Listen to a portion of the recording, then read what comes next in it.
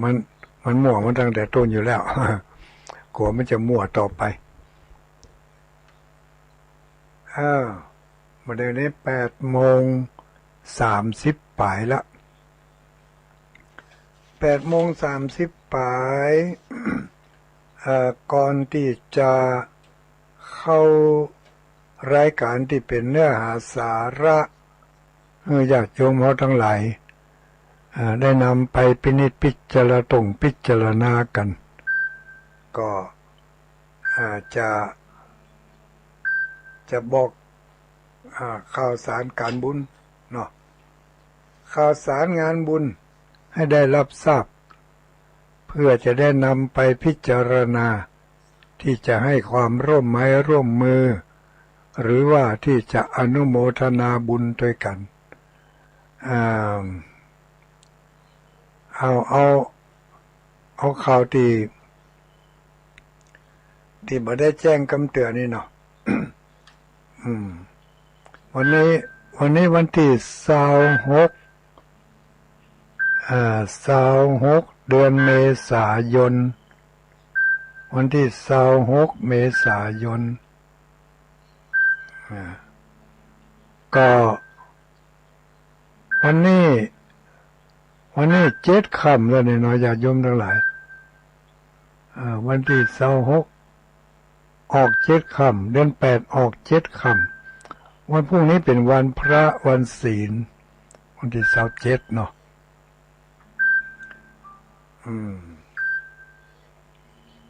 เหตุด่วนเหตุร้ายก็ฮัลโหลเหตุด่วนเหตุร้ายก็รายงานว่าได้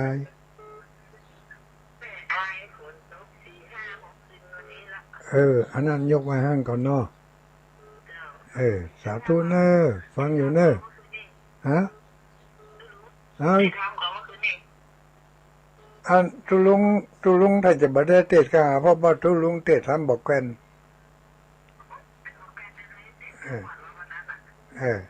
เอาไว้แหมโอกาสเนาะเดี๋ยวประกาศข่าวดีก่อนเนอะขอบคุณจ้าเลย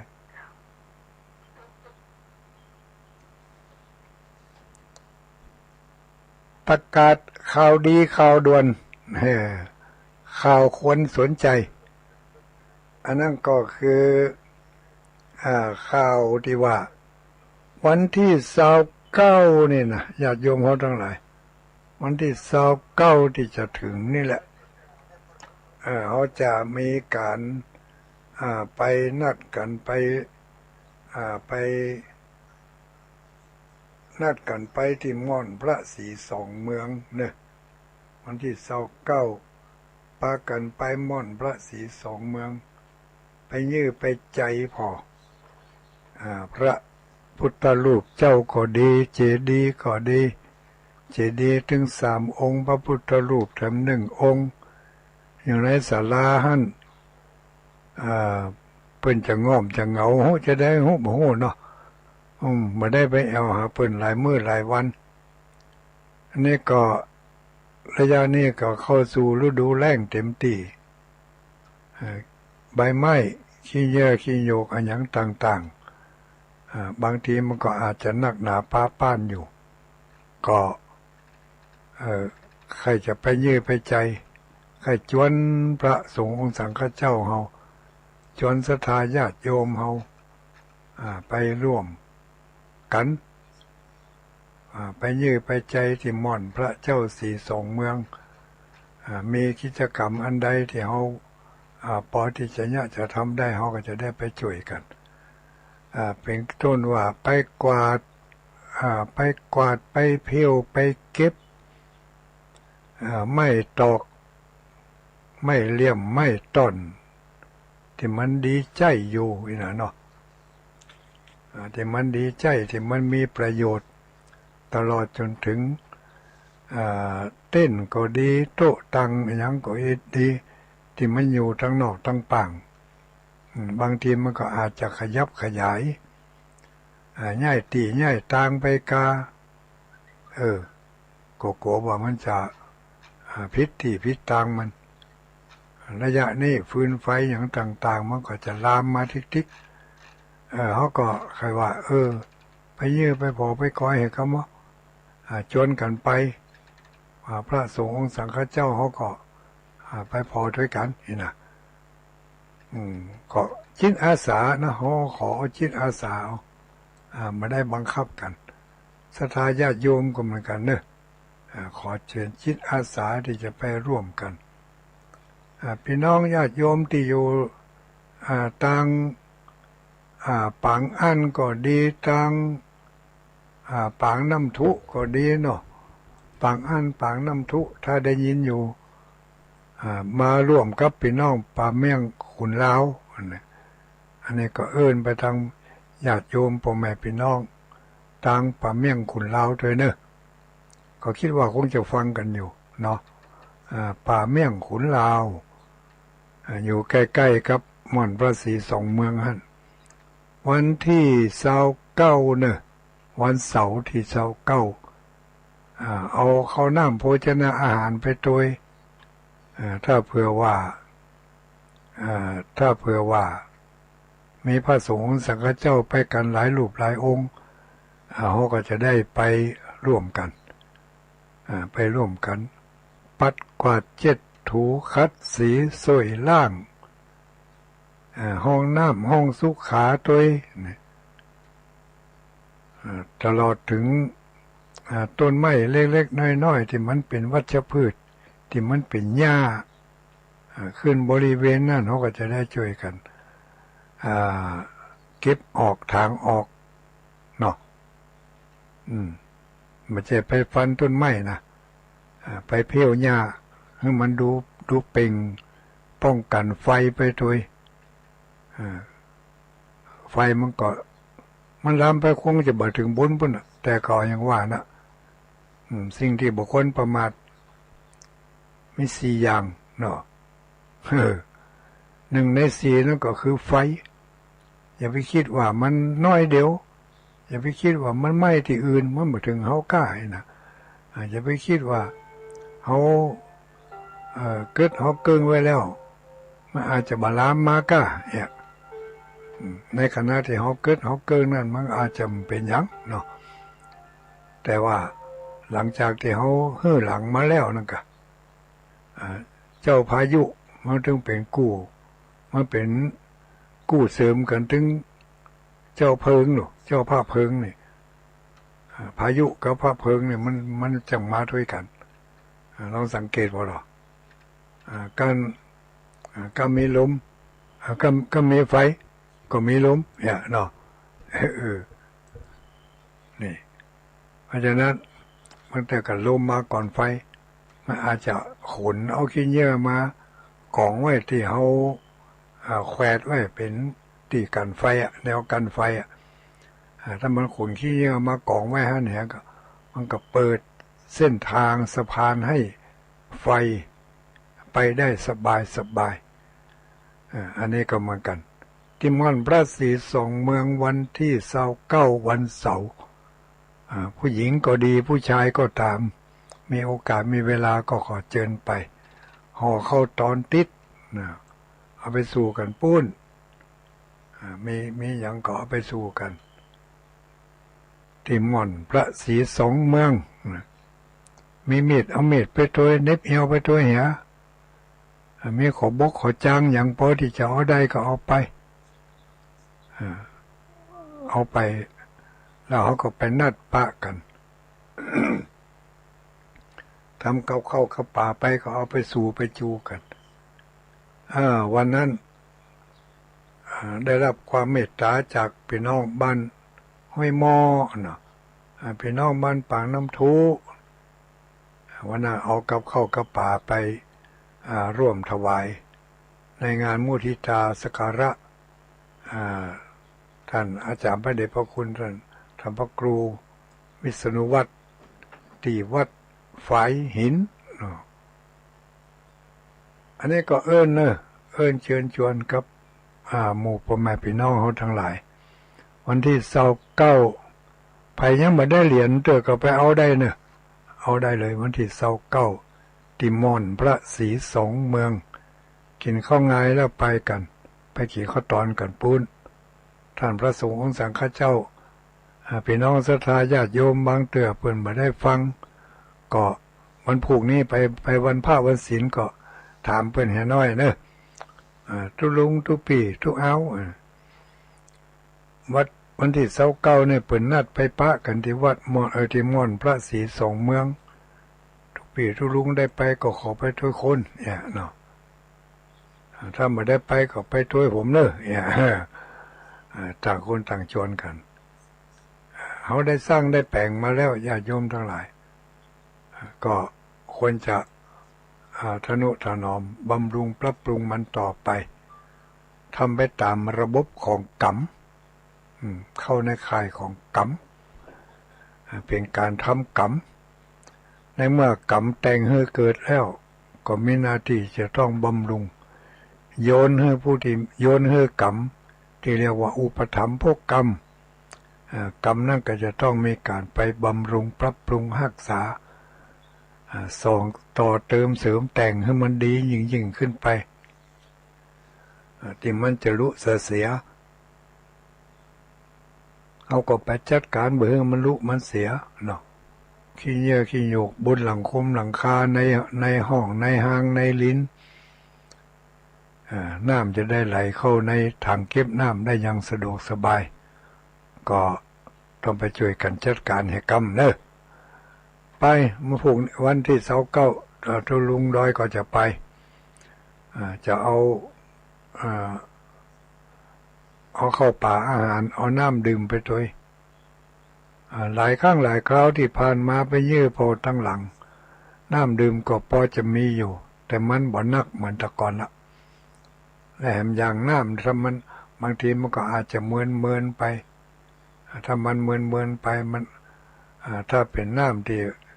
จัดการบดีมันอาจจะตกตะกอนอาจจะเป็นบานาดีกินเนี่ยเนาะเขาก็เอาไปตัวหั่นวันที่29เจอกันที่ม่อนพระศรีสองเมืองรายการที่1ผ่านไปมารายการที่2 ก่อนจะถึงวันที่หลังจากวันที่29แล้วก็เป็นวันที่30เนาะถัดจากวันที่29เป็นวันที่30เดือนเมษายนวันที่30นี่มีข่าวดีแจ้งให้รับทราบกันโดยเฉพาะอย่างยิ่งพี่น้องญาติโยมในอำเภอเวียงป่าเป้าของเราเนี่ยทั้งอื่นทั้งไกลก็ขอยกมืออนุโมทนาด้วยกันแล้วกันเนอะทั้งอื่นทั้งไกลยกมืออนุโมทนาชื่นชมยินดีในกิจกรรมที่ผู้มีบุญทั้งหลายได้ร่วมกันทำวันที่30จะมีงานทำบุญ ทำบุญถวายทานพระพุทธรูปเจ้าทันใจพระพุทธรูปเจ้าทันใจแล้วก็ถวายทานถนนมีการทอดผ้าป่าตัวที่สถานที่พิธีกรรมนั่นก็คือที่โรงพยาบาลส่งเสริมสุขภาพบ้านป่างิ้วโรงพยาบาลส่งเสริมสุขภาพบ้านป่างิ้วอยู่ติดใกล้กับขนส่ง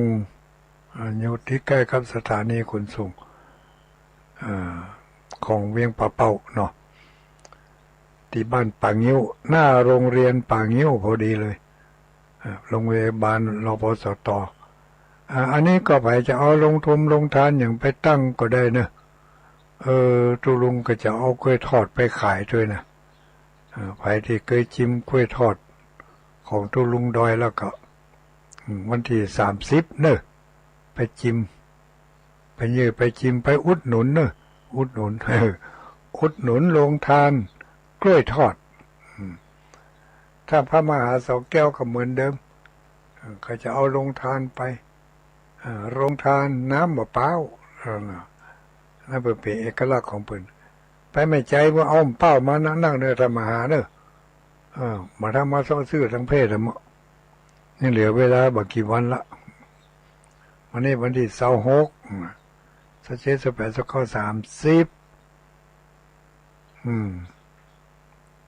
เอามาเดี๋ยวนี้มันก็มาเน่าเถอะเนาะเอามาให้เนอะอันนี้ก็โรงพยาบาลรพสตที่ตำบลป่างเงี้ยวจะมีการทำบุญตานถนนที่เขาได้แจ้งข่าวไปในกลุ่มของทางสู่สวรรค์นะมีผู้ให้ผู้หอมมากก็มากผู้หลายคนแล้วก็ถึงวันเวลาที่เขาจะทำบุญทำทานละก็จะได้แจ้งข่าวให้กันได้รับทราบแล้วจะได้ไปร่วมอนุโมทนาบุญด้วยกันจะได้ร่วมทำบุญตอดผ้าป่าตัว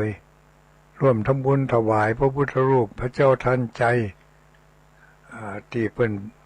สร้างไว้ที่โรงพยาบาลนั่นโรงพยาบาลประจำตำบลแล้วก็วันนั้นเป็นวันพิเศษด้วยเนอะท่านพระครูโสพลกิตตินิวิทย์จะได้ถือโอกาสนั้นทำบุญ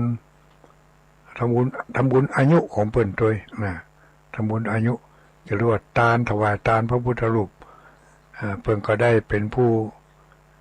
นำไปผู้ริเริ่มชักชวนก่อสร้างพระพุทธรูปประดิษฐานไว้ที่โรงพยาบาลวันที่30วันที่28นี่ก็ที่โรงพยาบาลรพสตเหมือนกันมีการจัดเตรียมมีการเบิกพระเนตรพระพุทธรูปเจ้านี่ก็28 29 30เนี่ยไปยื้อพอผ่านไปผ่านมาทั้งนั้นก็ลองแวะพอให้กำจะมีกิจกรรมมีงานอะไรอย่างก็ว่ากันไปเนาะขออนุโมทนาขอบคุณขอบใจครับพ่อแม่พี่น้องญาติโยมที่ได้ร่วมกันทำบุญที่เป็นสาธารณะกิจกรรมอีกอันหนึ่งที่ทำกันอยู่ทุกวันเริ่มมาได้2 วันละอันนั้นก็คืองานเทปูนบริเวณวัดเทปูนลานวัดในลานวัดโอ้เป็นหลายตารางเมตรเนี่ยญาติโยมทั้งหลายเป็นพันกว่าตารางเมตรนะอันนี้ก็ต้องจะต้องแจ้งงบประมาณแจ้งทุนทรัพย์ถึงหลายบาทหลายสตางค์อยู่ถ้าท่านผู้ใดอยากจะสร้างถนนหนทางเป็นนิมิตหมายที่ว่าไปมาสะดวกกล้าขายสบายผู้เถื่อไปกล้าไปขายได้กำไรวัน100-200เนาะหลังจากได้ไปให้ไปหอมเปิ่นแปลงถนนหนทางเปิ่นแปลงลานวัดให้มันเรียบร้อยแล้วเทปูนเป็นไปสะดวกมาสบายกวาดง่ายกวาดเพี้ยวอันยังก็ง่ายก็อาจจะทำกำไรคือในการกล้าการขายเพิ่มขึ้นเนาะก็มาแน่นะเพราะว่าเขาทำบุญใหม่ไปต่อกับบุญเก่าบุญเก่าเขามีอยู่แล้วเป็นต้นทุนอยู่แล้วถ้าบ่มีบุญเก่าเป็นต้นทุนในเรื่องอย่างอี้นะเขาจะบ่ได้ยินในเรื่องนี้เลยเขาจะบ่ได้ยินจะบ่ได้ฟังบ่ฮู้เรื่องฮู้ราวเลยนะถ้าเขาได้ยินได้ฟังอยู่นี่แสดงว่าในอดีตเขาเคยทำมาแล้วงานประเภทนี้อาจจะเป็นไปช่วยเพิ่นแปลงถนนหนทางอาจจะไปช่วยเพิ่นไปเพียวบริเวณลานวัดอาจจะไปช่วยเพิ่นแปลงพระเจ้านี่แต่ยังบัดทันเสร็จแต่เขาอาจจะตายเหก่อนกาหรือว่างานนั้นมันบ่สำเร็จมีเหตุอันใดอันหนึ่งก็ที่จะต้องยึดไปหรือที่เขาได้ทำบุญกับประเภทนั้นจึงได้ส่งผลเมื่อเขาได้มาเกิดเป็นมนุษย์ได้มาพบมาปะกับบุญเก่าบุญหลังที่เนี่ยเขาได้ยินข่าวว่าเพิ่นจะมีงานบุญอันนั้นอันนี้เนี่ยญาติโยม ต้องเข้าใจฟังธรรมะมาจัดเหมือนก็เข้าใจด้วยนะที่เขาได้ยินที่เขาหู้ที่เขาหันแสดงว่าที่เขาได้ไปเนาะได้หู้ได้หันได้ไปวัดบางวัดเพิ่นมีงานมีการเขาเคยไปกำเตือแต่พอเขาได้ไปแล้วเตือหนึ่งก็เกิดความประทับใจหรือเกิดความพอใจอยากให้ไปแถมเนี่ยแสดงว่าในอดีตนั้นเขามีความเกี่ยวพันผูกพัน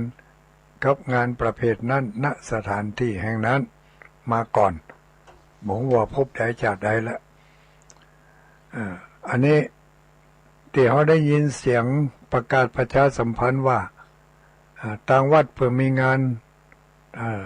านเทลานวัดอยากจะร่วมกับเปิ้น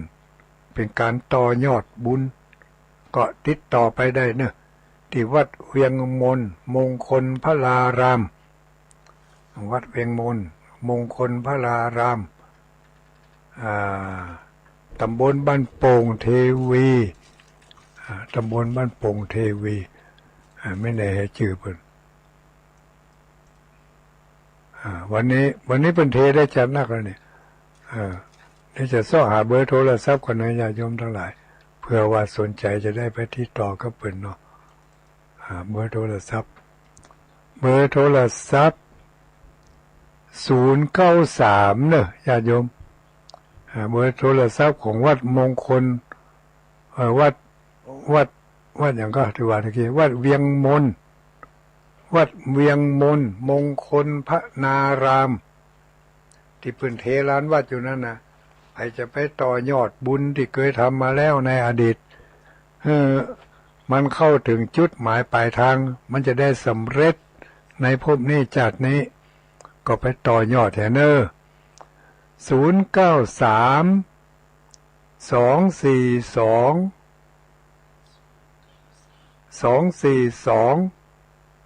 2555เนี่ยจำง่าย093 2422 555ทั้งปลายนี่มี53ตัวกันนะ242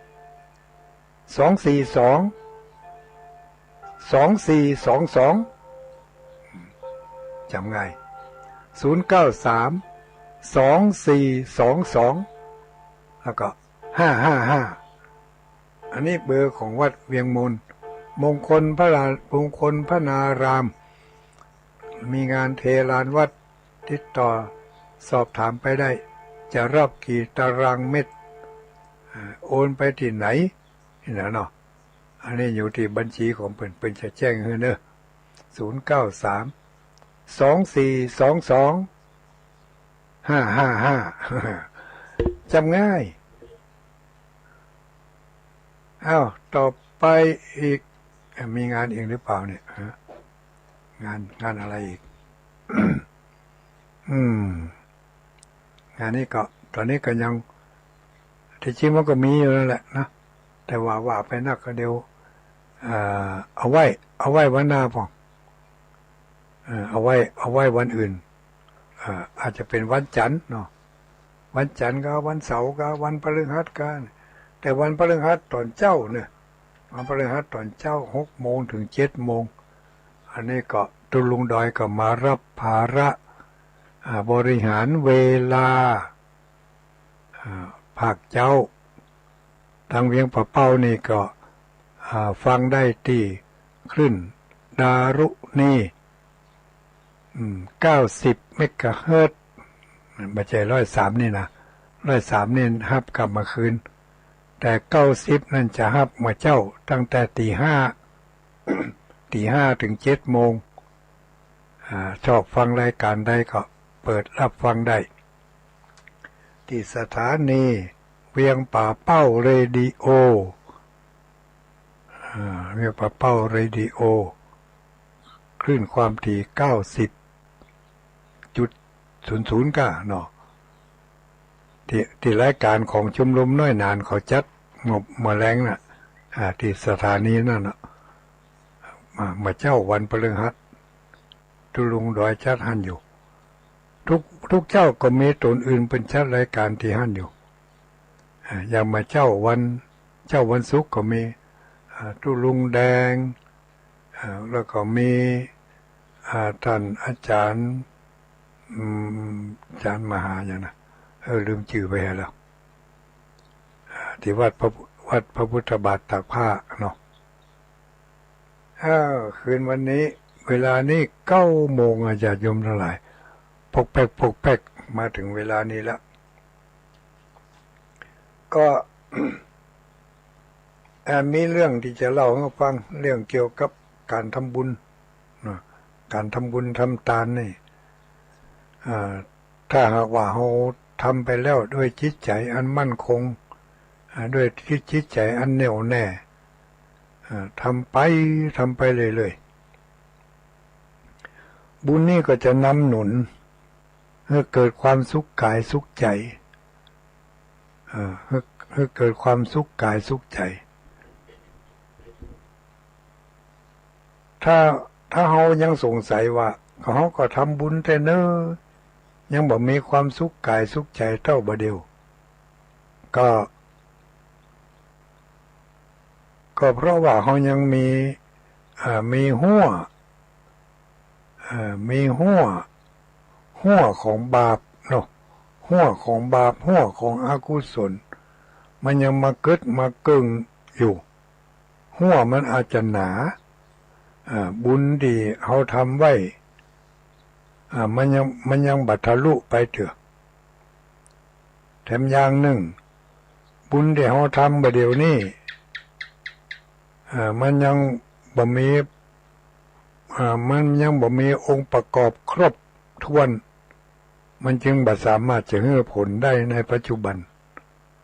นะบุญที่จะให้ผลได้ในปัจจุบันนี่ มันมีองค์ประกอบหลายอันหลายอย่างอยู่เนาะอยากโยมทั้งหลายก็ลองฟังพอนะว่าทำบุญในปัจจุบันนี้จะได้ผลในปัจจุบันนี้นะนั่นทำบุญอย่างใดทำอย่างใดเพิ่นบอกว่าผู้ที่จะทำบุญในปัจจุบันได้ผลในปัจจุบันประกอบด้วยองค์4 ประการองค์4 ประการโอ้ถ้าจำผิดจำถูกก็ขอสุมาอภัยกับครูบาอาจารย์นะครับเนอะประการที่1เจตนาต้องบริสุทธิ์เจตนานี่ต้องบริสุทธิ์นะคือความตั้งใจนั้นต้องบริสุทธิ์บ่มีความตั้งใจทำบุญโดยหวังอย่างอื่นเคลือบแคลงแอบแฝงไม่ใช่ว่าหวังนี่บอกให้สบายไปทำบุญขอตุลุงขอตุเจ้าลดเคราะห์สะเดาะน้ำฮือกำลดเคราะห์สะเดาะน้ำแล้วก็ยกขันเข้าสำหรับไปตานวันนี้ใส่ยอดนักน้อย1,000 บาทหวังจะเอาไปแก้บนเอาไปแก้ให้มันป้นเคราะห์ป้นภัยอันนี้มาบริสุทธิ์ต่อใดนะญาติโยมในแนวทางของการให้ทานนั่นนะเพราะว่าเอาไปเป็นสิ่งแลกเปลี่ยนเพราะต้องการจะเอาไปเป็นสิ่งแลกเปลี่ยนนี่มันเข้าข่ายที่ว่าอยู่เวลาอยู่ปกติบหันวัดหันวาบหันหน้าตุหน้าเจ้าบ่ฮู้จักศีลจักธรรมบ่ฮู้จักกินจักทานเนี่ยแต่ถ้าถึงเวลาข้อหามย้ำให้มาไปหายุกหายาที่ไหนก็บ่ห่มบ่หายสักเถอะไปหาหมอเพิ่นบอกว่าตานทำผูกนั่นเหียไปส่งข้อให้เนอตานขันเข้าเฮือสัมภเวสีเหียแล้วก็ถึงจะห่มจะหายข้อเว้นก็จะได้บรรเทาเบาบางลงเนี่ยอันนี้ก็แต่งนี่ก็แต่งเนี่ยแต่งขอบแต่งกลัว ดาเครื่องครัวไตรยทานอย่างต่างๆเอาไปทานเจตนาของเราในขณะนั้นก็คืออยากจะให้หายจากโรคภัยไข้เจ็บตามที่หมอตักหมอตายมันไม่ได้เกิดขึ้นด้วยเจตนาที่บริสุทธิ์ตั้งแต่แรกเริ่มเดิมทีนี่ต้องคิดให้ดีนะจะว่ามันบ่ดีก็มันก็ดีอยู่แต่ว่าผลลัพธ์ของมันนั่นมันต่างกันจะให้ผลลัพธ์ในปัจจุบันนี้มันเป็นไปมันได้เพราะว่าการเริ่มต้นมันบ่ได้เริ่มต้นด้วยบริสุทธิ์อย่างเต็มที่100%เนาะอาศัยเหตุอื่นต่างหากมีการแลกเปลี่ยนส่วนแลกเปลี่ยนจะได้บ่ได้อย่างที่หมอว่าก็แหมเรื่องนึงแหมเรื่องนึงมันจะเรื่องเดียวกันนั่นนะจะได้กับบ่ได้อันนี้เจตนาบริสุทธิ์ก็คือเจตนาทั้ง3เจตนาเกิดไว้อยากจะทำบุญทำทานแต่เนผมมีช่องทางกำแล้วนี่แต่พอมีช่องมีทางปุ๊บอย่างที่ลุงบอกไปเนี่ยมีช่องทางที่จะไปร่วมสมทบกับเปิ้นทำบุญ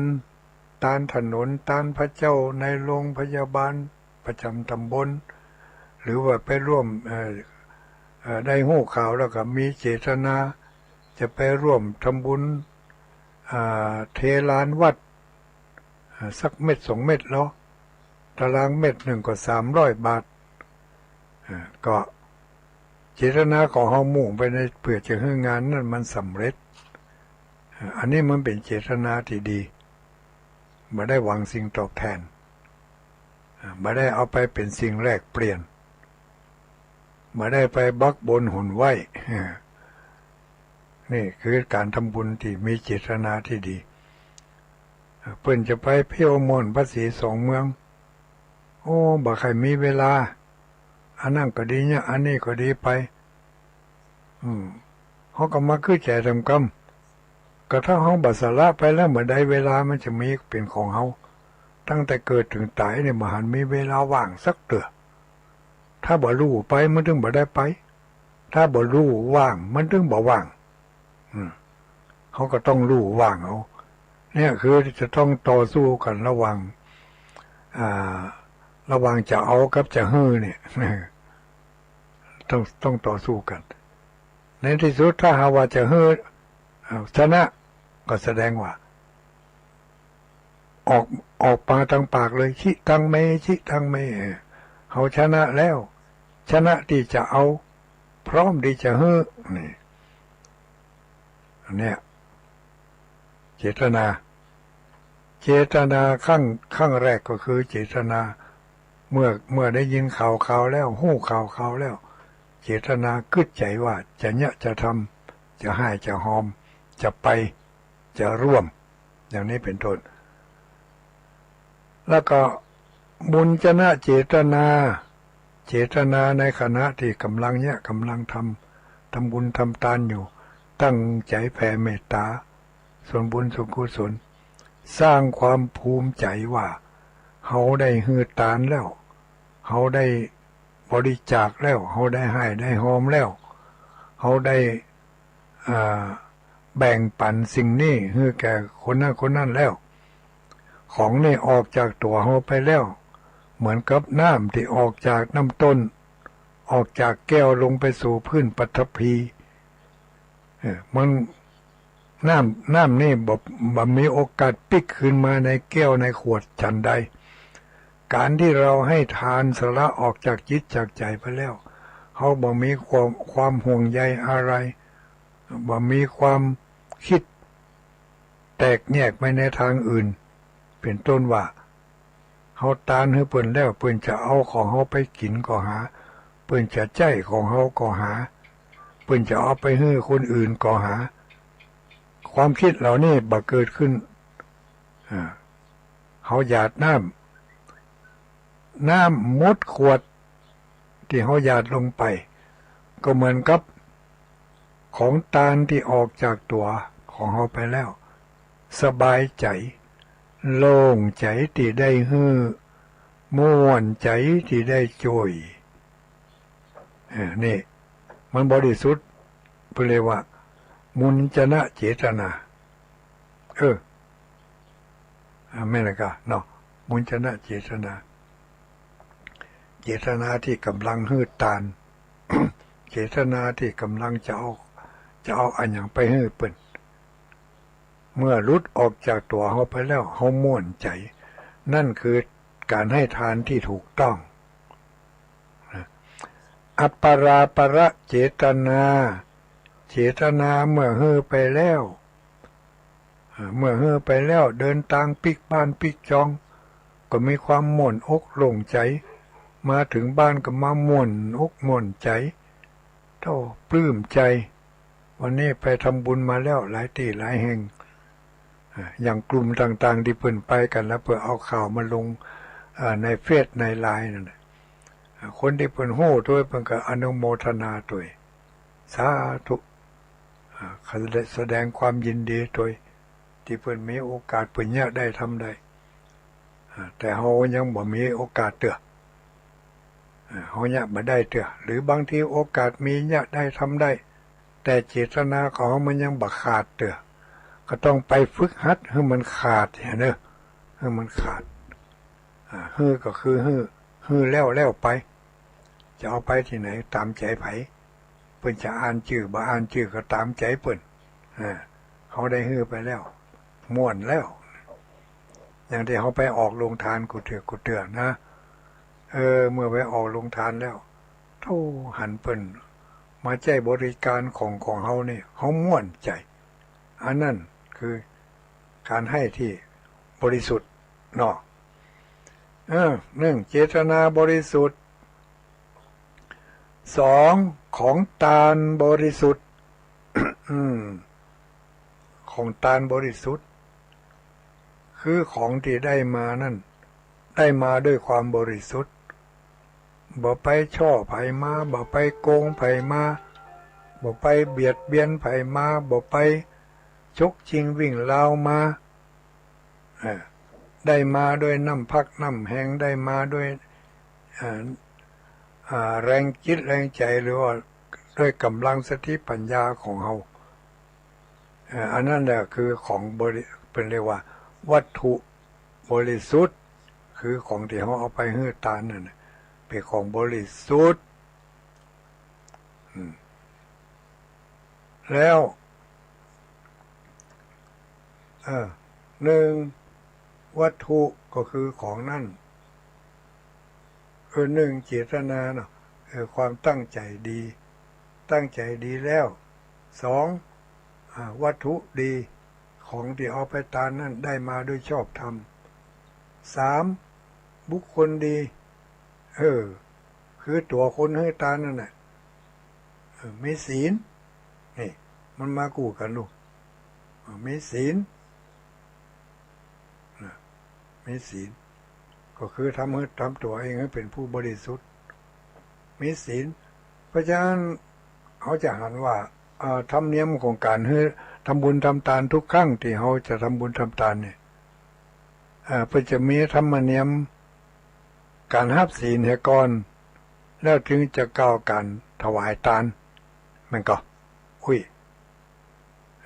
ไม่ปะเวลาเขาจะไปทำบุญทำทานอะไรอย่างแต่ละอย่างนี่นะบอกว่าบ้านศพบ้านใหม่ทำบุญในวัดในบ้านในกลางหมู่บ้านในที่ไหนก็แล้วแต่ต่อไปนี้เขาจะไปร่วมกันทำบุญทำทานนะทำเป็นกิจลักษณะไหว้พระเสร็จแล้วก็สมาทานศีลเนี่ยสมาทานศีลเสร็จแล้วก็กล่าวกรรมถวายสังฆทานไหว้พระก็แสดงว่าเขามีผู้รับก็คือพระรัตนตรัยพระพุทธพระธรรมพระสงฆ์แล้วก็เมื่อไหว้พระแล้วเขาก็รับศีลอันนี้ธรรมเนียมเปิ่นแบ่งมาให้อย่างนี้น่ะ ทำขั้นตอนของมันรับศีลก็เพื่อจะให้เรามีกายบริสุทธิ์วาจาบริสุทธิ์แต่จะบริสุทธิ์ได้มากน้อยแค่ไหนนั่นอยู่ในคณะที่ตั้งใจครับนั่นแหละมายังพันเตติสรณเนนะสหปัญจศีลานิยาจามะปากว่ามายังพันเตตาลอกแรกพอที่อื่นปลายบ่ปอมมือควักจี้เผลอเสียงโทรศัพท์ดังขึ้นยกโทรศัพท์มาอู้กันเหียในขณะที่ทุกเจ้ากำลังปันศีลนั่นอดเนี่ยอู้กวนเนาะอู้ก่อยให้น้อยก็มาให้อู้ดังเนี่ยดังเลยทุกเจ้าที่ปันศีลนั่นก่อนเนี่ยอันนี้มันไม่บริสุทธิ์มันดังมันพร้อยมันเป็นปิ้วเป็นแมงเพราะฉะนั้นของการให้ทานที่จะได้ผลในปัจจุบันหนึ่งของทานบริสุทธิ์เจตนาบริสุทธิ์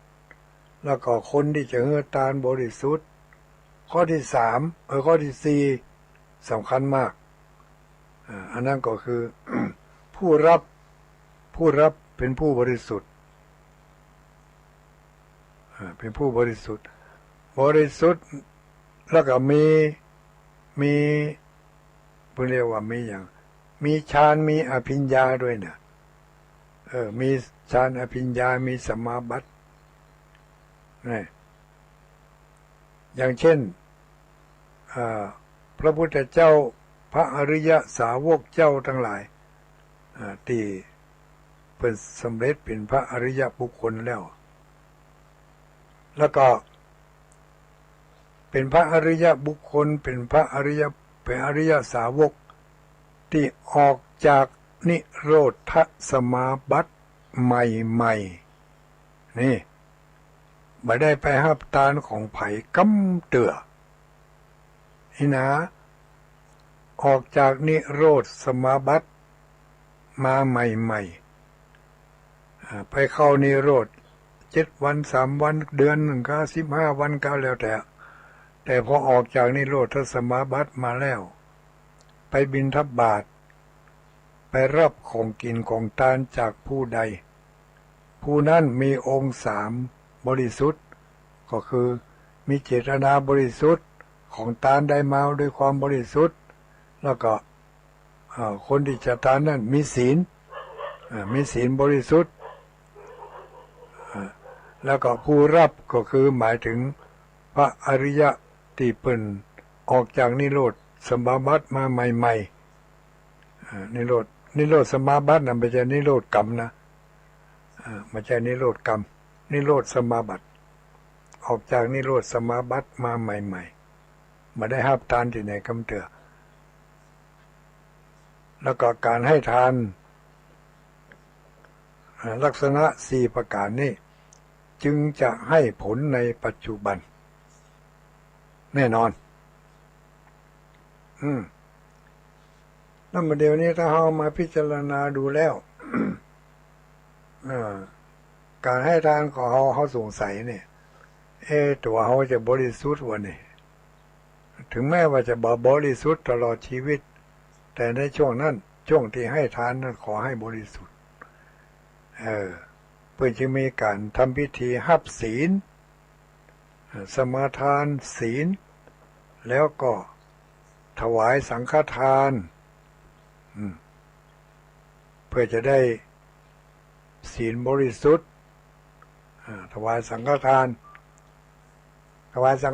นั้นจะถวายตนเดียวก็ได้หลายตนก็ได้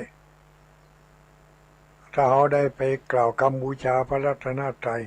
เขาก็ได้ชื่อว่าเขาถวายต่อพระรัตนตรัยถ้าเขาไม่ได้ไปกล่าวคำบูชาพระรัตนตรัยเขาก็ถวายเป็นปาติปุคลิกทานไปอย่างมาทานขันเข้านี่เนาะเขาก็ไม่ได้ไปไหว้พระสมาทานศีลอย่างนั้นตาขันเข้าลูกบ้านมาถึงก็เอามาทานตัวลุงจะทานขันเข้าเพิ่มป้อยปั่นป้อนน้อยเนาะ ก็ปันปอนให้ไปอันนี้เรียกว่าปาฏิปุคลิกทานไม่ได้ถวายเป็นสังฆทานมันก็แยกกันมาอย่างเนี้ยญาติโยมทั้งหลายแต่ว่าการให้ทานบอกว่าจะให้ทานด้วยการต่อสงฆ์หรือว่าต่อบุคคลทานนั่นก็มีผลเป็นปัจจัยเอื้ออำนวยให้ได้รับผลก็คือจะมีทรัพย์สมบัติในอนาคตตั้งหน้าจะมีทรัพย์สมบัติอันยังคือทรัพย์สมบัติลองก้มพอตัวเอาเนี่ยเถอะเขาเกิดมาใหม่ๆมีอย่างซักอย่างมาถึงเวลานี่มีอย่างพ่องเสื้อก็มีสิ้นก็มีเตียวก็มีกางเกงก็มีดอกหูก็มีสร้อยคอก็มีโทรศัพท์ก็มีโทรทัศน์ก็มีรถก็มีที่บ้านก็มีที่เฮือนก็มีให้นาสาโทก็มีมีสภาพสเปนนี่สมบัติเหล่านี้ได้มาจากผลที่เราเคยให้ทานมาแล้วในอดีตจะเป็นมาได้หมู่ฮู้มันนะเพราะว่าเขาเวียนว่ายตายเกิดอยู่ในโลกนี้เกิดตายนี่นะบางชาติก็เกิดมาอายุได้100 ปีบางชาติก็เกิดมาอายุได้40-50 ปีบางชาติก็เกิดมาอายุได้2-3 ขวบตายในแต่ละภพแต่ละชาติเนี่ยนับชาติบ่ถ้วนละพระพุทธองค์เพิ่นบอกว่าผืนแผ่นดินอันหนากว้างใหญ่นี่นะเอาเข็มจิ้มลงไปเลยบ่มีที่ใดที่บ่ใจไปเหี่ยวของเฮาโอ้ขนาดนั้นแสดงว่าที่เฮาอยู่ทุกมื้อทุกวันนี่ก็อยู่บนไปเหี่ยวตัวเก่ารู้เนี่ยนอนบนไปเหี่ยวตัวเก่ารู้นี่แต่บ่ฮู้ว่าไปเหี่ยวนั่นที่เฮามานอนอยู่เนี่ยไปเหี่ยวตัวเก่าเฮาเนี่ยเมื่อที่เฮาตายนะเฮาเป็นหยังบ่ฮู้นะอาจจะเป็นปูเป็นปลาที่เขาเอาไปฆ่าอาจจะเป็น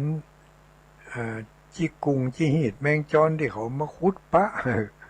อาจจะเป็นเต่าเป็นแลนอาจจะเป็นคนตัดที่เขาอยู่นี่มันอาจจะเป็นบ้านเป็นเมืองมาก่อนเนาะแล้วเขาอาจจะมาอยู่บ้านตัดนี่ในอดีตชาติแล้วก็เขาตายไปมันก็ทำให้ได้มาเกิดในที่นี้ทำขอสมาได้ทำหามิอย่างมูนี่สวัสดีครับทำหามิอย่าง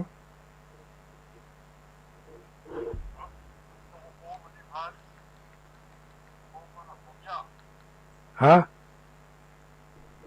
ท่านโทรมาผมใช่ครับทำประคูนี่วิทย์อ่ะ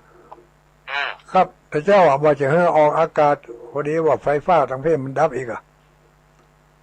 แต่เมื่อ8 โมงอ่ะตอนนี้กำลังออกอากาศอยู่พอดีไฟมันมา8 โมงพอดีโอเคครับครับขอบคุณครับ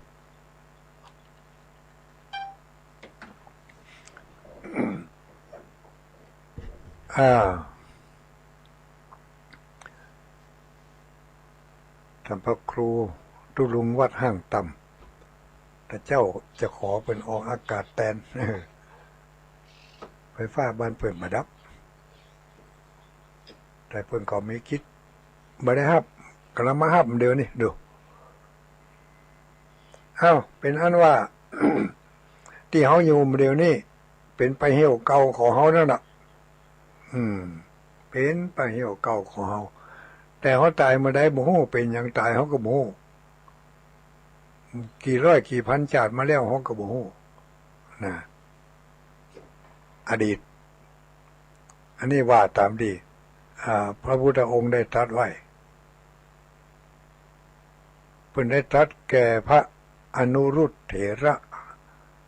พระอนุรุตนี่เป็นผู้มีตาทิพย์เนาะ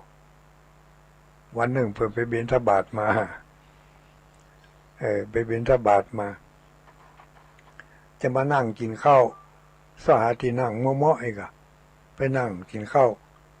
จะไปนั่งฉันข้าวจะลงนั่งก็ใจว่าที่นี่มันเป็นที่อย่างนี้เป็นไปเหี่ยวของเขาเนี่ยเขาเคยเป็นแมงอันนั้นแล้วเขามาตายที่นี่ง่ายไปก็จะไปกินที่ฮั่นพิจารณาดูส่องตาที่พระเนตรลงไปอันนี้ก็เป็นไปเหี่ยวของเขาเนี่ยง่ายไปในที่สุดทุกกระเบียดนิ้วบนผืนบนโลกใบนี้บนผืนแผ่นดินนี่เคยเป็นไปเหี่ยวของเขามาแล้วทั้งนั้นนี่ได้ยินมาอย่างนี้เพราะฉะนั้นการให้ทานในปัจจุบันนี้จะให้ผลในอนาคตเขาจะให้ทานต่อไปก็แล้วแต่ ผู้ที่รับทานจากเขานั้นจะเป็นพระสงฆ์ก็ได้เป็นคนธรรมดาก็ได้จากที่สุดจะเป็นสัตว์เดรัจฉานก็ได้เขาหันหูบในทำอะไรต้นมาลัยป่ายก็ที่ว่าที่เขาหันว่ามีเทพบุตรองค์หนึ่งมีปราสาทงดงามมีนางฟ้าห้อมล้อมเป็นบริวารมากหลายเทพบุตรตัวนั้นเมื่อเป็นคนเคยเอาเข้าหือกาเคยเอาเข้าหือนกหือกาหือเป็ดหือไก่หือสัตว์เดรัจฉานใกล้จะตายเกิดถึงบุญถึงกุศลจิตใจชื่นบานสิ้นลมหายใจไปเกิดเป็นเทวบุตรนี่เพราะฉะนั้นการให้ทานของเราเขาจะไปเกี่ยงว่าผู้ที่จะห้ามทานนั้นต้องเป็นตัวเจ้าบริสุทธิ์นะถ้าเขาไปเกี่ยงอย่างนี้เนี่ยมันตัดเจตนาของเขาไปให้เกิงแล้วตัวเจ้าเหมือนอย่างโมโหกิโลคิดตังเนี่ยปั่นป้อนก็มาจ้างเนี่ยเนาะไปบ่พอปั่นป้อนก็บ่เหมือนป้อนเมืองเหรอมีกัญญาถาก็สปีทุกเจ้าแต่มันต้องปั่นป้อนอย่างทุกเจ้าบ้านเฮานี่กายหรอห้ำให้คนนั่นชื่อนั่นนามสกุลนั่นตานไปหาหมอนั่นชื่อนั่นนามสกุลนั่นไปเกิดเป็นอันนั่น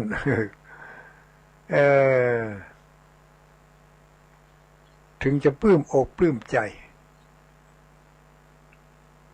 แต่ก็ต้องทำความเข้าใจนะว่า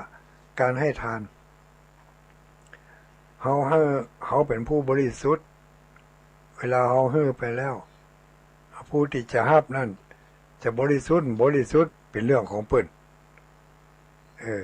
ข้อสำคัญเขาต้องเป็นผู้บริสุทธิ์เนี่ยของทานเราก็ต้องบริสุทธิ์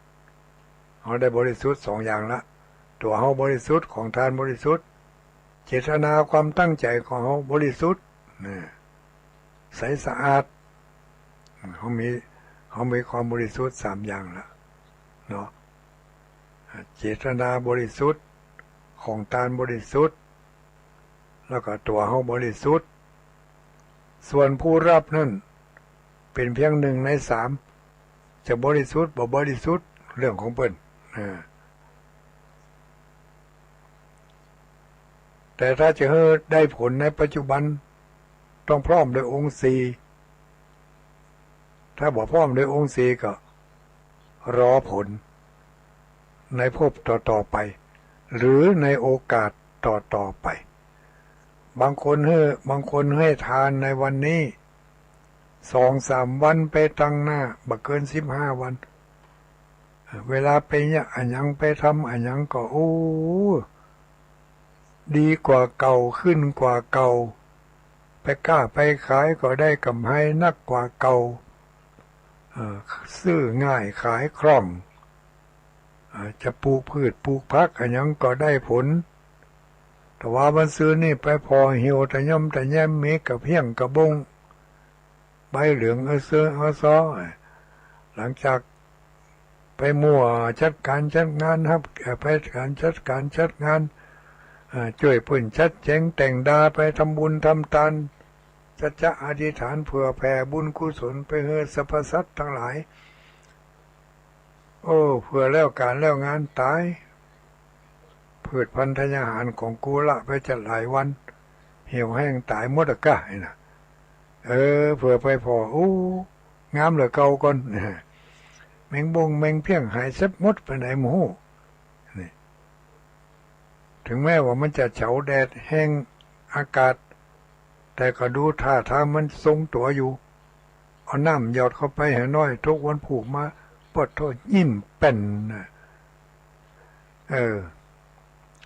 มันเรื่องอย่างนี้มันไผพอบานนะกึดบ่ถึง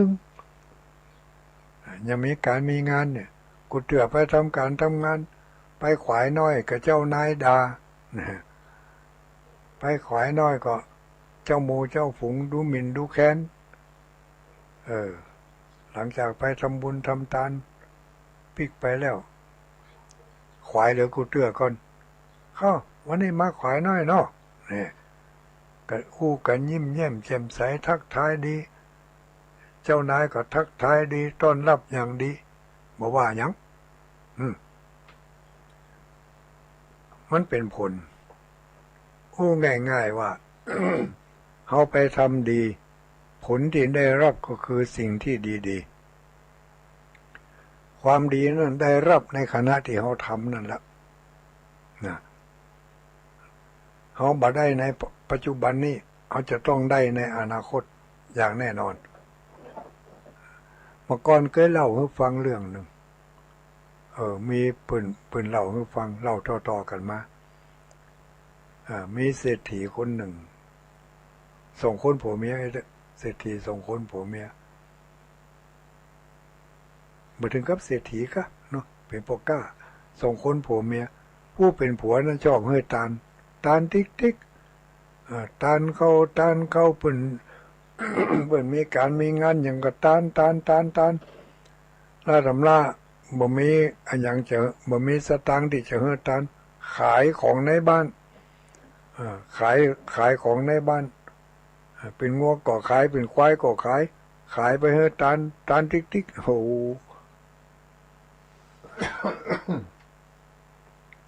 ในที่สุดรวบรัดตัดเวลาในที่สุดของในบ้านเสี่ยงหมดญาติโยมทั้งหลาย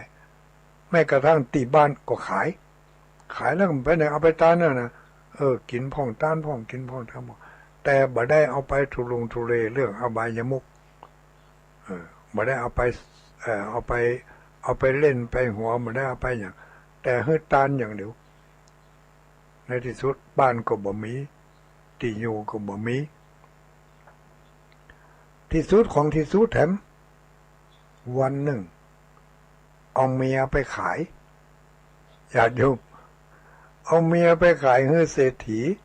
เพื่อเอาไปเป็นคนใช้ของเศรษฐีไปเป็นแม่บ้านเพิ่นดูเมียมันก็ยอมไปสูเอาข้าไปขายก็ขายก็ขายมันเป็นยังเมื่อสูได้เงินไปแล้วนะสูข้าขอบอกอย่างหนึ่งเนอะเงินนั่นน่ะแบ่งสรรปันส่วนแล้วให้สู่เอาสตางค์เก็บส่วนนั้นไว้ใจเนอะจะไปเอาไปทำบุญทำทานนะบ่ต้องตานเพราะเสี่ยงส่วนนั่นก็เป็นอันว่าเพราะที่เหลือน่ะขอเก็บไว้เอาไว้จ่ายมื้อซื้อกินเนอะจะไปหันแก่ตานก็เจนจ่ายมื้อซื้อกินให้พ่องผัวมันก็รับปากเป็นยัง สตางค์มีนักอยู่นี่พอเอาเมียไปขา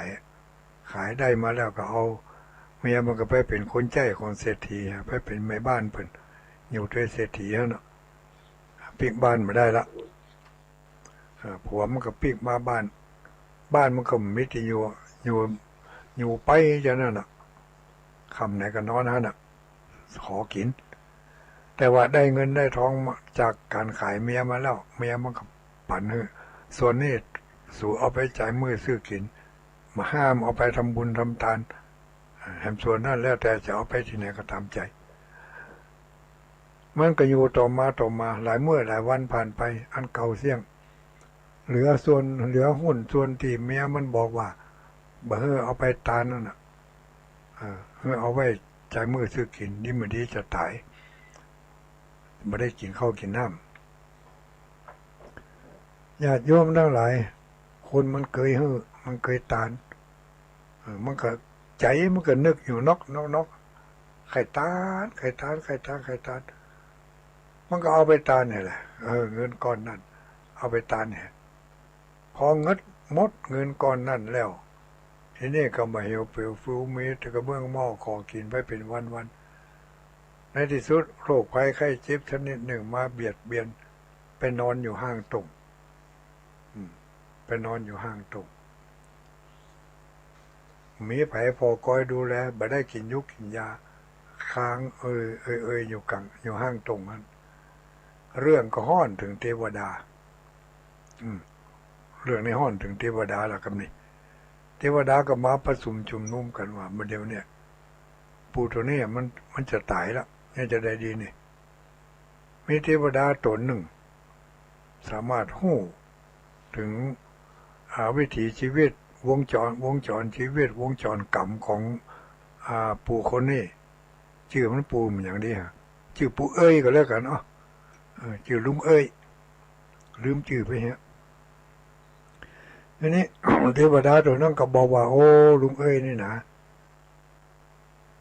เป็นคนที่มีกรรมนักได้ทำกรรมมามากมายหลายอย่างเหลือเกินแกจะต้องตายอย่างคนบ่มีข้าวกินตายตายจนเนี่ย3 จาดจะต้องไปตายจะต้องตายในลักษณะเนี่ยถึง3 จาดด้วยกันแล้วเมื่อพ้นจากการตายเป็นคนยากคนจนแล้วก็จะต้องถูกฟ้าผ่าตายถึง3 จาดเกิดมาจากการอย่างนั้นเนี่ยเนาะอย่าไปวันดีคืนดีฟ้าผ่าตายเกิดมา3 จาดวันดีคืนดีฟ้าผ่าตาย3 จาดถึงจะพ้นเมื่อเท่าแต่นั้นยังบ่พ้นกรรมวิบากเตื้อก็จะต้องตายเพราะเสือคบกินถึง3 จาดโอ้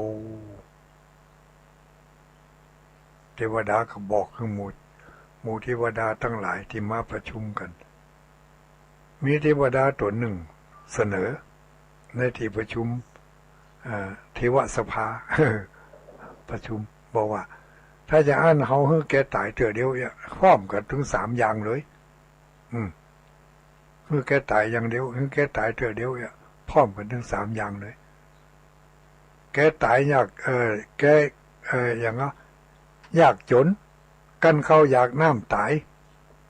มันเดี๋ยวนี้สมละกันเข้าอยากน้ำตายแกจะตายเพราะกันเข้าอยากน้ำมันนอนอยู่ห้างตรงเนี่ยทนทุกข์ทรมานเสร็จแล้วเทวดาตนอื่นก็ หันตัว ในขณะที่แกกำลังใกล้จะตายนั่นนะญาติโยมทั้งหลายเป็นฟ้าเป็นฝนฟ้าแมบฟ้าผ่าเบะบึ้งกำเดียวกับเบะบึ้งไปมีว่ะเบะบึ้งเขาตัดตีลุงเอ้ยพอดีแต่ยังบ่ตายดีนะดินกระยิ่งถ้าจะบ่ถูกเสี่ยงถูกหมกเฉียดนี่ก็ดินได้ตะเกียกตะกายได้อยู่เพราะฝนซาฟ้าสางลงไปมีเสือตัวหนึ่งออกจากป่ามาสว่าหากินไปหันใส่ลุงเอ้ยอยู่ที่ห้างตรงนั้นดิ้นกระเดียวจะตายแล้วมาตายแล้วเสือตัวนั้นมันมีความหิวเป็นกำลังพอหันมนุษย์ดิ้นกระเดียวมันก็ไปคบกินตายไปเหรอตายไปเสือคนนั้นคบตาย กินหมดเนาะเหลือกับเสื้อผ้าที่นุ่งมาเจ้าบ้านเจ้าจองเจ้าของนาไปหันเขาใส่ว่ามีคนมาตายนี่เศษของคนยังพอมีเหลืออยู่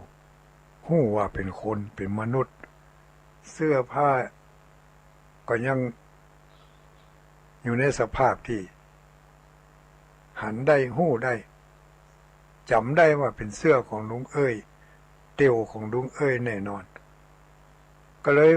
เอาเรื่องว่าลุงเอ้ยตายถูกฟ้าผ่าตายสุกเสือคบตายกั้นตายอยากอยู่บนห้างเอาไปอู้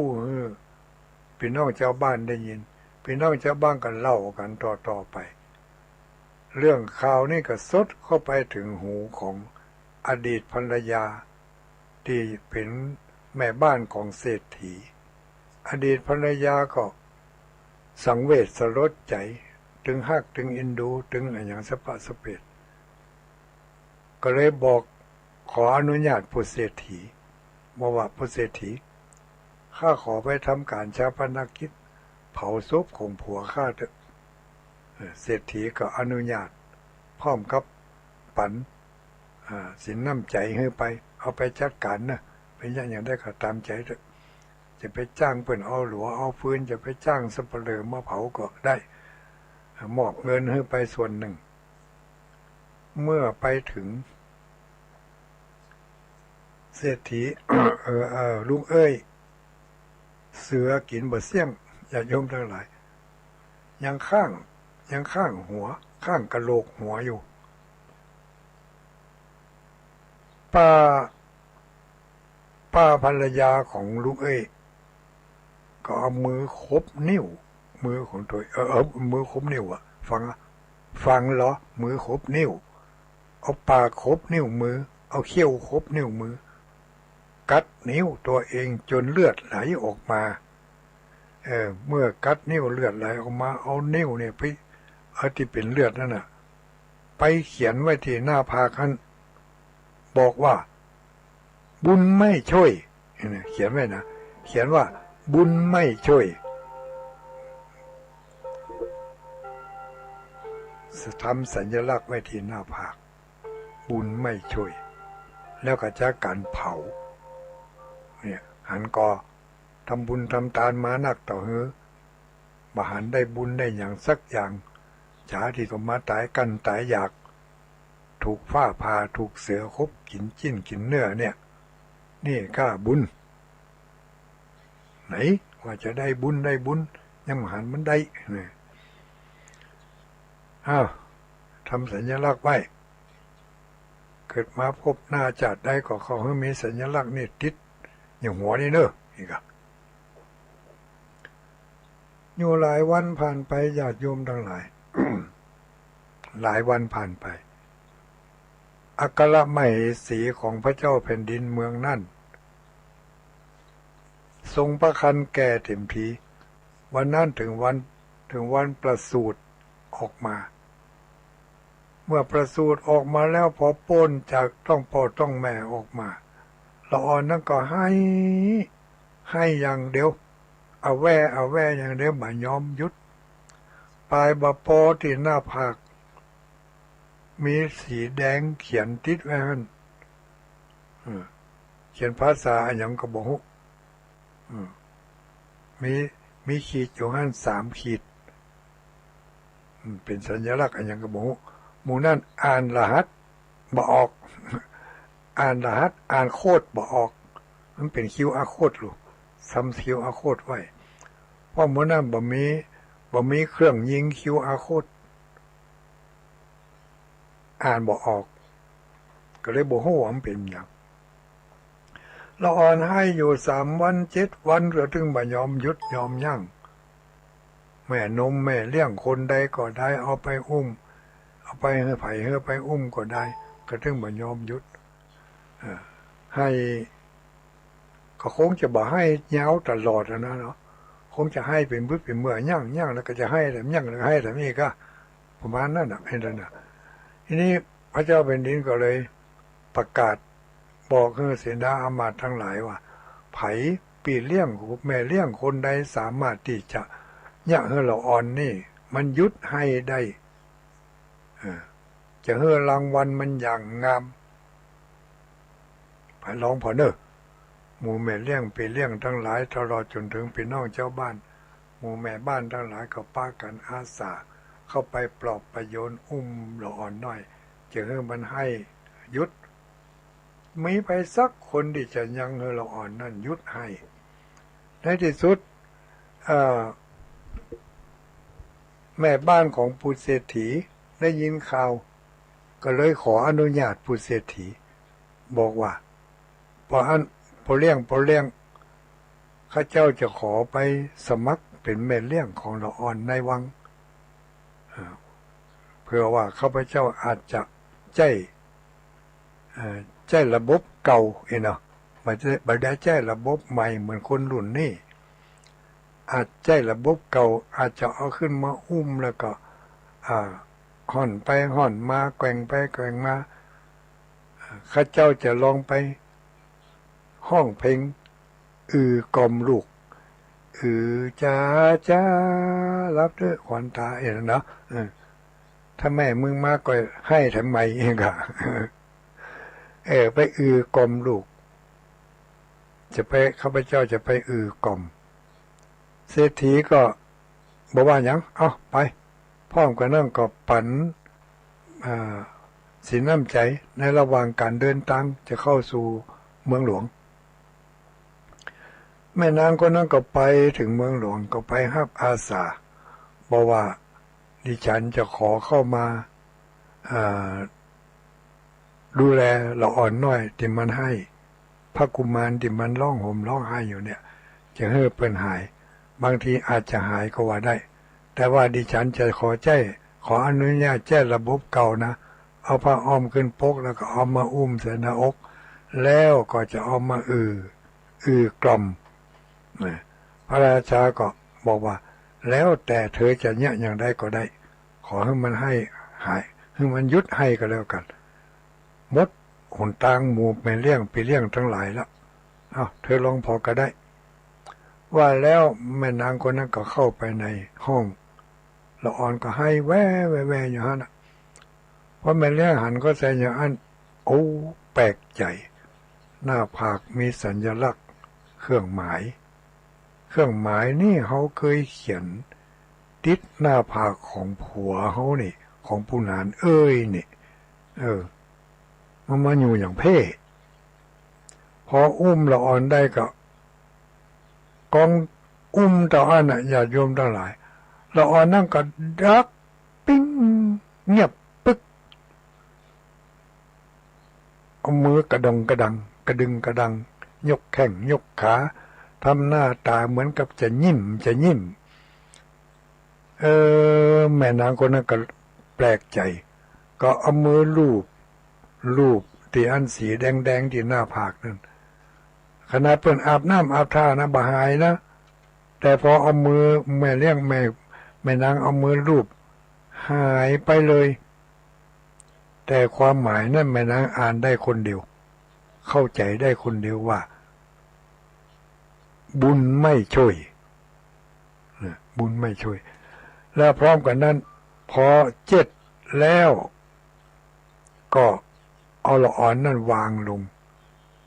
กราบละอ่อนคนนั้นว่าคุณพี่ดิฉันเพิ่งรู้เดี๋ยวนี้เองว่าการทำบุญทำทานมานั้นย่อมจะได้ผลดิฉันเพิ่งรู้ว่าผลของบุญใหญ่หลวงยิ่งนักจากคนยากคนจนจนกระทั่งตายกั้นตายอยากถูกฟ้าผ่าถูกเสือคบในที่สุดท่านก็มาเกิดเป็นลูกของเจ้าฟ้าเจ้าแผ่นดินเป็นผลในปัจจุบันนี้ได้หันกับหูกับตาแล้วพระเจ้าแผ่นดินดีอกดีใจที่ว่าแม่นางคนนั้นสามารถให้ละอ่อนยุดได้ แล้วก็เอามือเจ็ดสีแดงๆที่หน้าผากเป็นสัญลักษณ์นั้นออกไปให้ได้เป็นทารกที่น่าฮักน่าเอ็นดูน่าฮักน่าเอ็นดูด้วยปีดีงามแล้วพระเจ้าแผ่นดินก็เลยประกาศว่าเอาละมาเดี๋ยวนี้เธอได้ทำตามที่เธอต้องการจะทำเป็นสิ่งที่ถูกต้อง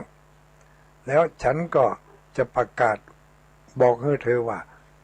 เธอต้องการสิ่งใดในพระราชวังนี้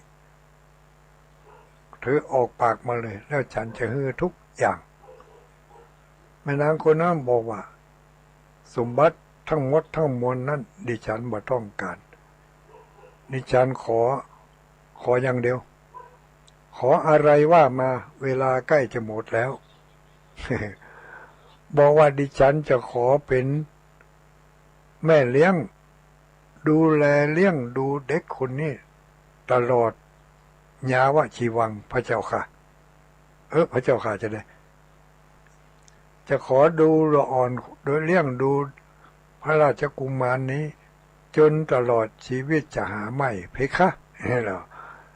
พระเจ้าแผ่นดินก็บอกว่าตกลงจากนั้นแม่นางคนนั้นในอดีตก็เป็นภรรยาก็ได้มาดูแลพระราชกุมารจนหมดอายุของแม่นางไปความสุขความสบายบั้นปลายของชีวิตนิทานเรื่องนี้สอนให้รู้ว่าคิดเอาคนเดียวเนอะสอนให้รู้ว่าอย่างไรกับบุหรือเวลาทำน้อยญาติโยมทั้งหลายรับสายหนอรับสายเต็ม2-3 นาทีอันนั้นนะเอามา0932722499 ใครจะเข้ามาก่อนรับฝนการรับฟังเป็นอย่างใดฝนตกต้องตามฤดูกาลหรือไม่วันนี้มีฝนตกลมแรงที่ไหนพ่องแต่ที่แน่ๆบ้านหมู่7นี่ไฟดับไปหลายชั่วโมง0932722499โยแห่งหนตำบลใดบ้านไก่บ้านใกล้เข้ามาเนอเข้ามาอยากจะรับว่าอยากจะฮับฮู้ว่ามีไผพ้องที่ฟังอยู่เวลานี้ไผจ้ารับสายอย่างไรนี่รับสายเจริญพรมาตรการจ้าไผ2105ไม่อวยพรไม่อวยพรแม่เนาะปีนี้ได้สั่งกำแพงวันนี้ยังฟังได้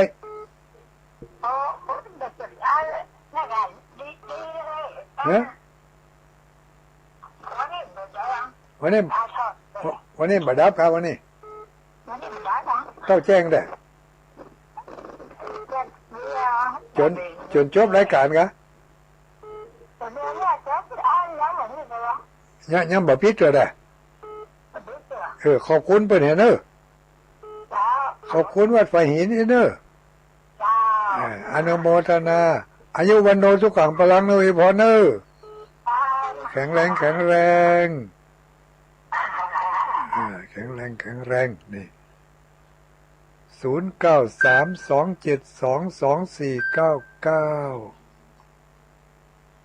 เจริญพรไหว้สาไม่ไหวฉลาดเนาะไม่ว่าพรเจ้าไปนิ้วเจ้าแม่ลาพรมันซ่อนกันถึงไม่ไหวฉลาดสายมันซ้อนกันมันโชว์นี่มันเป็นโชว์ของพุ่นน่ะโชว์ของเมืองปานพุ่นแต่อวยพรฝนลงมานิดหน่อยลมนิดหน่อยก็ต้นไม้หักต้นมะเล็กบะเล่นก็วันที่28-29พากันเนาะ28-29พากันเนาะ อะไรอ่ะเนี่ยเด้นะฟังบอกให้เรื่องเลยเนี่ย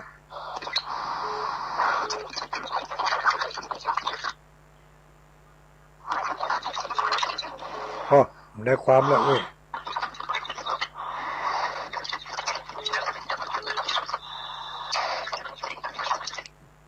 อันอย่างเจริญนะเจริญพรเจริญพรไผเอ่ยแม่ยัง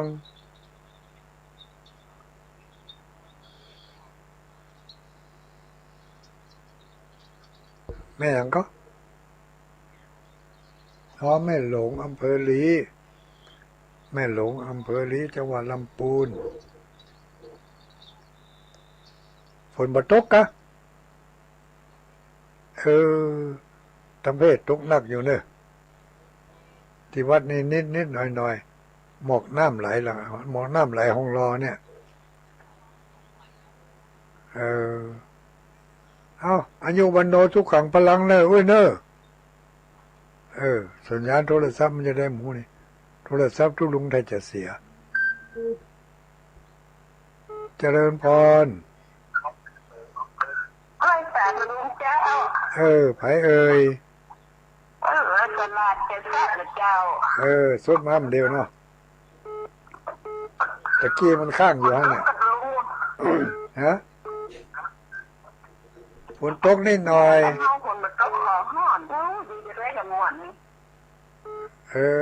บึ้ดจะเอาไปเฮ้อเนอะบึ้ดจะเอาฝนไปเฮ้อเนอะเกียมท่าน้ำคู่ไว้เจ้ามาแล้วเจ้าเกียมน้ำคู่น้ำโปไว้ดีๆเนอะก็นักเลยแหละอนุโมทนา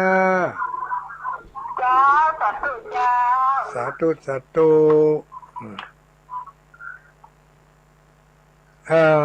ถ้านาฬิกาต่างเต้งก็เป็นว่าหมดเวลา